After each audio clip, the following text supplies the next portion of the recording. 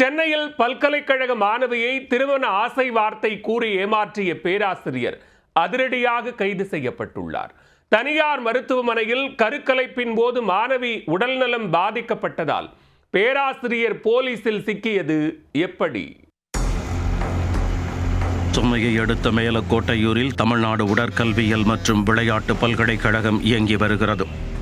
இந்த பல்கலைக்கழகத்தில் 23 வயதான மாணவி ஒருவர் அங்குள்ள விடுதியில் தங்கி பயின்று வருகிறார். திருமணமாகாமலேயே கர்ப்பமான இவர் கடந்த 18ஆம் தேதி படூரில் உள்ள தனியார் மருத்துவமனைக்கு சென்றுள்ளார்.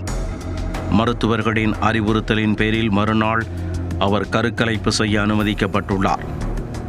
கருக்கலைப்பு செய்வதற்காக மயக்க மருந்து கொடுப்பதற்கு முன்பே அவர் சுயநினைவை இழந்துள்ளார். இது தொடர்பாக மருத்துவமனை நிர்வாகம் அளித்த தகவலின் பேரில் தாழம்பூர் போலீசார் சம்பவ இடத்திற்கு சென்று விசாரணை மேற்கொண்டனர். அங்கு சுய நினைவை இழந்த மாணவியை மீட்டு சென்னை ராஜீவ்காந்தி அரசு மருத்துவமனைக்கு அழைத்துச் சென்றனர். இதுகுறித்து பாதிக்கப்பட்ட மாணவியின் தந்தை அளித்த புகாரின் பேரில் போலீசார் வழக்கு பதிவு செய்தனர். விசாரணையில் மேலக்கோட்டையூர் விளையாட்டு பல்கலைக்கழகத்தில் உதவி பேராசிரியராக பணியாற்றும் ராஜேஷ்குமார் என்பவர்தான் மாணவியை கர்ப்பமாக்கியது தெரியவந்தது. 45 வயதான இவர் அந்த பல்கலைக்கழகத்தில் கடந்த 7 ஆண்டுகளாக பணியாற்றி வருகிறார். அப்போது அங்கு பயிலும் மாணவியிடம் கடந்த ஓராண்டிற்கு மேலாக பேராசிரியர் பழகி வந்துள்ளார். ஒரு கட்டத்தில் மாணவியை கர்ப்பமாக்கியவர் அவருக்கு தெரியாமல் கடந்த 1 மாதத்திற்கு முன்பு வேறொரு பெண்ணை அவர் திருமணம் செய்துள்ளார்.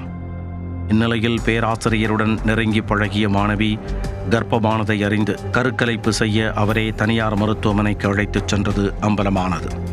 இதையடுத்து உதவி பேராசிரியர் ராஜேஷ்குமார் மீது 3 பிரிவுகளின் கீழ் போலீசார் வழக்கு பதிவு செய்தனர். பின்னர் அவரை கைது செய்து நீதிமன்றத்தில் ஆஜர்படுத்தி சிறையில் அடைத்தனர்.